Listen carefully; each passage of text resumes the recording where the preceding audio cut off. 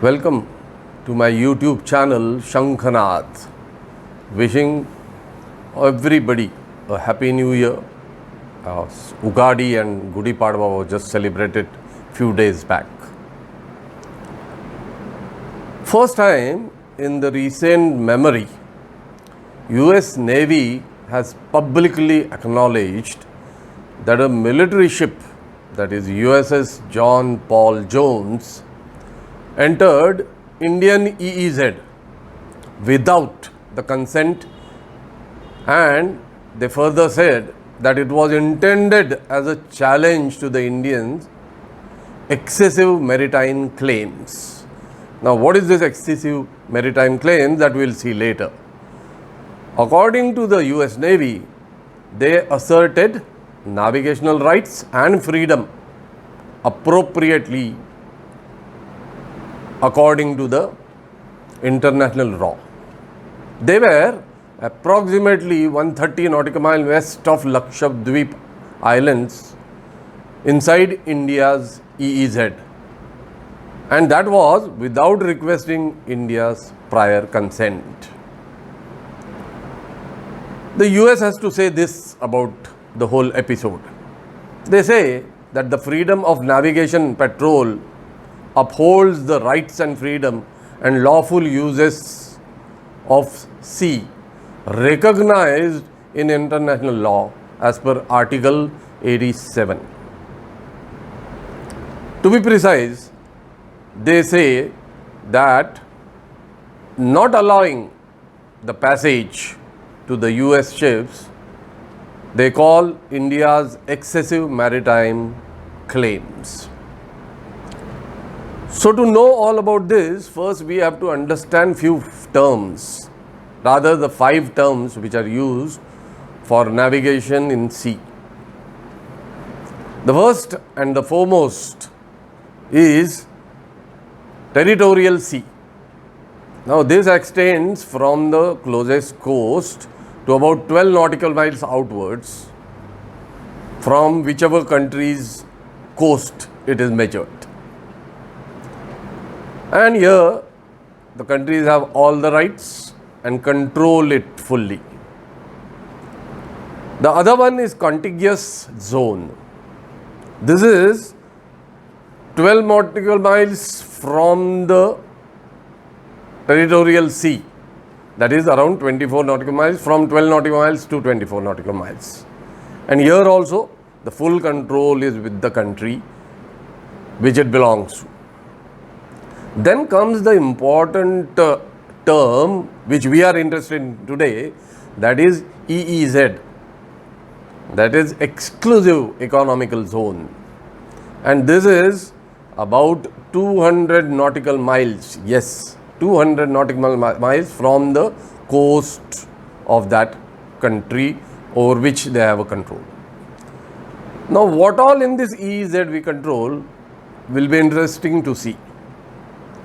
All the economic resources, fishing, then all the mining, oil exploration, and even marine research. So within this 200 nautical miles, all the things which I just mentioned are controlled by the country whose EEZ it is. Near island territories like Lakshadweep and Port Blair, this EEZ extends from that particular island around the island, and that is almost 200 nautical miles. So from India, Port Blair, rather Andaman Nicobar Islands are pretty far off, and thus our EEZ extends quite a lot because of Andaman Nicobar Islands, because it is 200 nautical miles from that coast also. And same is for Lakshadweep. So China, understanding the importance of having islands all over, had started building artificial islands, and they start claiming EEZ around those islands, thereby extending their control and EEZ That is where I think US has tried to send a message through the action which they have taken against the Indian EEZ, that they do not agree to this EEZ and they do have a right of passage, or they can navigate through this EEZ. Now, a country which has got its 7th fleet, that is United States, let me tell you that 7th fleet is a very large force of navy. It has got almost 50 to 70 ships and few submarines, has got around 150 aircrafts on the aircraft carrier, which is inclusive of this, and almost around 20,000 sailors. So it's like a mini city, floating city you can call it. So when such fleet moves, can we call it just an innocent passage through our EEZ? Not at all. Because they have to protect such large fleet, they impose, US definitely does that, lot of restrictions of aircraft flying over this fleet when they are navigating through our own EEZs, that means any other country's EEZs also. Then the other ships of those nations cannot go closer to this fleet. So in short, wherever they are navigating between these EEZs, they have got control over air and water around this fleet. So this concept is not good, and security wise it is not correct also. Suppose they are entering Indian's EEZ, how they can control air and water surface where their fleet is moving? To elaborate on this, I will tell you an incident which actually happened with me when I was in Indian Air Force. The year was somewhere 1998. I still remember. We used to operate at Andaman Nicobar Islands, mostly Port Blair and Car Nicobar, a courier from Chennai. After the landing at Car Nicobar, for training purpose, I used to take my pilots to a small island known as Campbell Bay, which had an airfield, which was a small airfield, hence the training was required. This Campbell Bay is just closer to the southernmost point of India, that is Indira Point, which we all are aware about.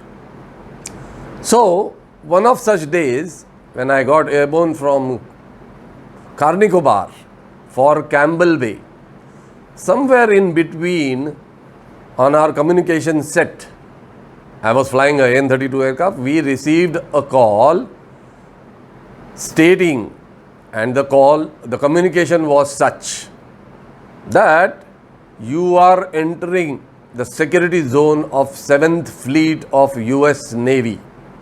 You are advised to change course or otherwise you may be engaged. With this announcement coming on our communication set, which we were trying to communicate with Campbell Bay, I was surprised, rather shocked, because how US ships can have control over our airspace was my question. However, such calls continued as we were moving towards closer to Campbell Bay. Still, we persisted as we had to go to Campbell Bay for doing our training. Meanwhile, I also heard a call from a naval islander.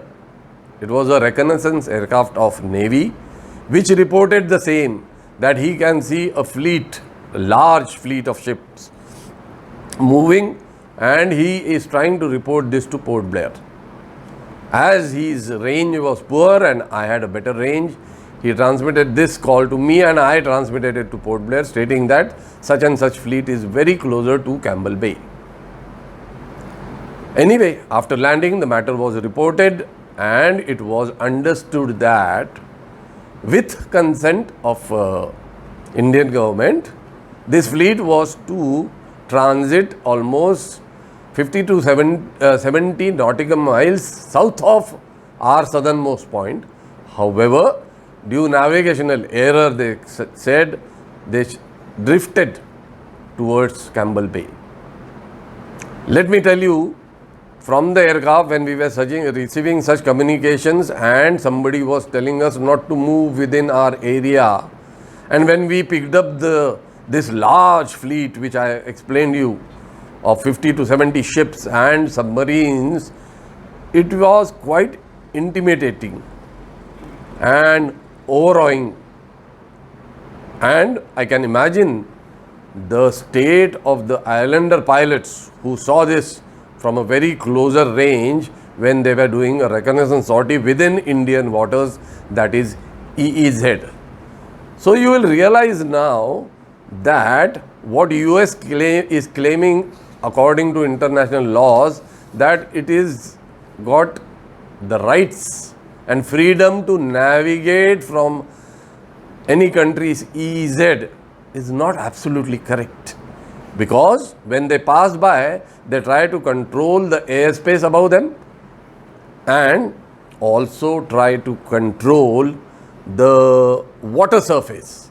That means they are infringing upon the security and independence of other countries by entering their EEZ. According to US Navy, they have freedom of navigation operations and are allowed as per international law, as I told you earlier also. They say, as per rights, freedom and lawful uses of sea, they can transit to EEZ. And India trying to control their movement within India's EEZ, they say is not correct and call it excessive maritime claims of Indians. A very interesting aspect about this can be elaborated by telling you that the Department of Defense of US report says that US Navy has not conducted any such freedom of navigation operations from October 19 to September 20. And US forces have not operated in India's EEZ. However, this time not only they transmitted through our EEZ, but they also declared it publicly that they have done so. Now, there is a difference of opinion between what US looks at the international sea law and India. There is a reason for it. What US calls excessive maritime claim of India and challenges it has been included in what is known as United Nations Conversation of the Law of Sea, that is UN clause. This was ratified and signed in 1995 and applied from 1995. Let me tell you, 60 ratifications are already available and 157 countries are the signatories for this UN clause. However, US is not a signatory, is a very important and significant factor which one should understand. Now, India understands that as it has signed and ratified UN clause, there it is the provision in this clause that do not authorize other states to carry out military exercises or maneuvers, particularly involving use of weapons or explosive. And this cannot be done without consent of the coastal state. for whom the EEZ is demarcated or that country belongs at EEZ. So India, by specifying UN clause, which I have told you, which it has ratified but US has not ratified, is saying that in Indian EEZ, no country have navigational right without consent of India. But US doesn't approve to this and doesn't agree, and that is why it transits through EEZ without the consent, and this time they have declared it. Now UN clause under Article 58(1) of the convention talks about this passage of EEZ not allowed without consent. However, US claims that other international laws of sea, they can operate in EEZ under Article 87, which tasks or gives them a freedom in higher seas, and because in the contiguous zone also, and because of this, even in EEZ, international sea law allow them to transit through EEZ also. Now a question always comes, was it happening earlier also? Yes, it was happening earlier, and from almost from 2001 to 2017-18, there have been many times that US ships have transited through EEZ, but not the entire 7th fleet as such. 1 or 2 ships were transiting, and this time also one of the destroyers was transiting through our EEZ. However, one ship or many numbers is not the question here. It is a question of not following the rules of the sea. Now this was happening all along. However, the public acknowledgement of this military US ship entering EEZ is first time, and definitely it must have been done with some intentions. Now, when Chinese ships have entered Indian EEZ, I will like to tell you that we have taken actions, that is our Coast Guard and Navy has taken actions by chasing them away outside the EEZ. But no such actions we have ever done against the US ships. Now, US ships conduct this freedom of navigation operations in South China Sea also, as I told you earlier, and without any resistance. So, US calling excessive maritime claim of India, they are applying it to China also, and now that they want to deal with China strictly, maybe by calling REZ control excessive maritime claim, they are signaling something to China that even when they enter Chinese waters or EEZ, China cannot claim because US doesn't agree to UN clause. However, even if it is signaling, it will be very interesting to see how India deals with this activity, which has been publicly announced by US Navy, and they are calling it a challenge to the excessive maritime claims of India. So we can call this almost a new, US new adventure at sea. We have to know and see how India responds to this activity. This response to the US ships definitely is going to be a difficult task to handle. Difficult because it is a sensitive issue, considering US might and India's newfound friendship with the US, and also India coming closer militarily as well as through Quad, that is quadrilateral association of this which has been formed very recently, and other business interest also.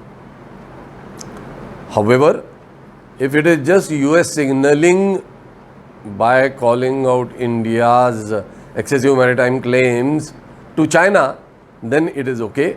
However, internationally, as they have publicly announced that they have entered our EEZ without consent, India will definitely have to take some action. Already, India has said that it was not correct on the part of US. However, diplomatically, this matter will be taken up further. So, this small, this incident, we can't call it small, of US warship entering our EEZ should not disturb the relations, newfound friendship relations with US, is what one's hope. China definitely must have taken cognizance of this factor, that Indian EEZ was used by US without the Indian consent, and they may also now be prepared to decide their plan of action. However, considering the relations with the US, I think the Indian government will have talks with them and resolve this issue. If you have liked my video, and if you have any comments, please send them to me, or send the likes, and also subscribe my channel Shankhanath. Thank you.